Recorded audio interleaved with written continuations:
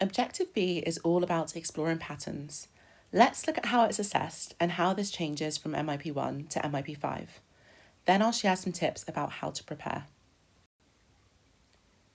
There are several processes involved in an investigation, which can be summarised in these 3 strands. So strand 1, you need to be able to spot a pattern. You might have a sequence of numbers, a set of calculations, or an evolving diagram. You need to be able to identify and potentially describe what is changing. This description should allow you to predict what happens next, or what would happen in a given case. This progresses from simple patterns to complex patterns in MYP 2 and above. Initially in the investigation, you just need to be able to apply. This means you're told how to investigate. Calculate this, count these, draw this, fill in the table. But for the top levels, so level 7 and above in MYP 1, but level 5 and above in MYP 2 to MYP 5, you'll need to be able to select your own methods to investigate the scenario. Strand 2 is about generalising these patterns as rules. This is where you develop your pattern so that you're not only able to find out what comes next, but you're able to find out what happens every time. Let's say there are 100 people on a bus. Then at every stop, 3 people got off. We know that after stop 1, there would be 97 people. After stop 2, 94 people. And after stop 3, 91 people. A pattern would be able to tell you what comes next, so stop 4. So for here, we can see that our pattern is it's decreasing by 3 each time. So we'd be able to predict that in stop 4, there'd be 88 people left. But a general rule, would let me work out how many people were left after stop 18 without just carrying on the pattern. This rule might be in words, or in your later years, you might be able to write it algebraically. In case you were wondering, the rule in this case is that the number of people left after a stop is 100 minus 3 times the stop number. And just remember that because of order operations, you would do 3 times the stop number first and then subtract that from 100.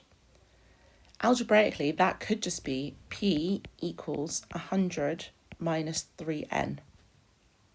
So writing algebraically can make it easier because it's a bit shorter, but writing in words is absolutely fine. Then the third process is all about checking that your rule works. In MYP 1, this just means verifying with another case. This means using your rule to work out what you believe will happen and then checking in another way that it does happen. So maybe using my rule, I could work out that for stop number 5, 3 times 5 is 15 and 100 minus 15 is 85. And if I just carried on my pattern, so subtracted 3 from 88, I also would have gotten 85. So I've gotten the same result in 2 different ways.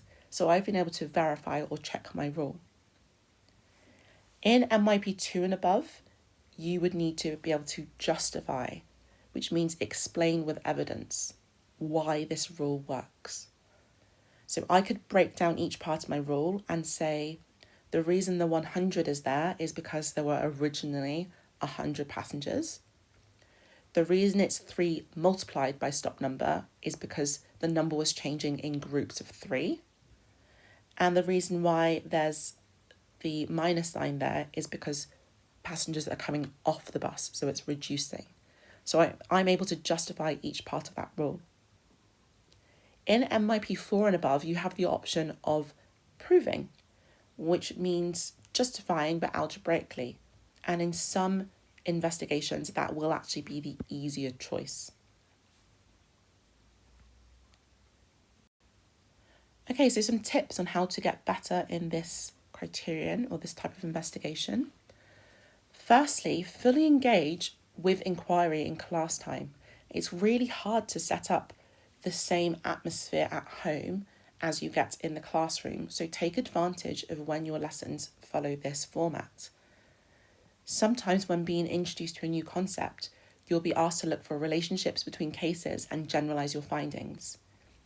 These lessons are great practice for investigations, and it's likely that your teachers will have explanations at the end of these experiences that will model how to form justifications.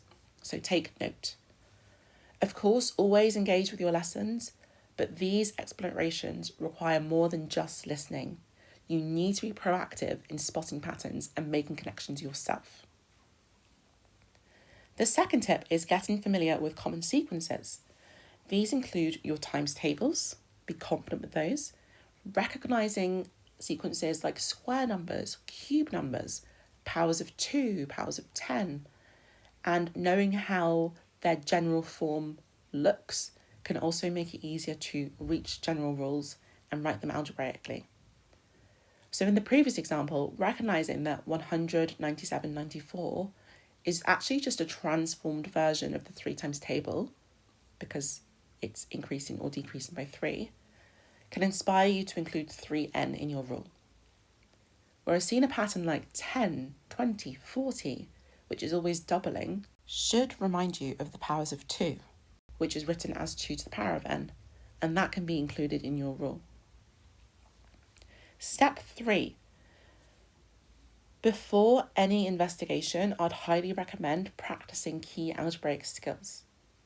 Even though your rules can be written in words, algebraic expressions can be simpler to form. And when it comes to justification, algebraic proofs can sometimes be easier than justifications.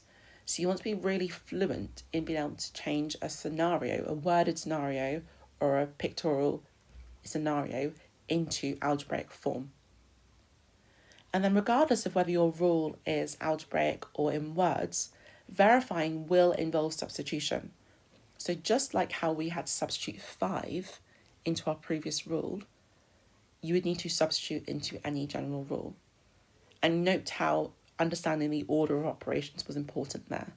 Okay, if I had substituted wrong and calculated wrong, it wouldn't have matched when I carried on my pattern. So be really careful with those skills.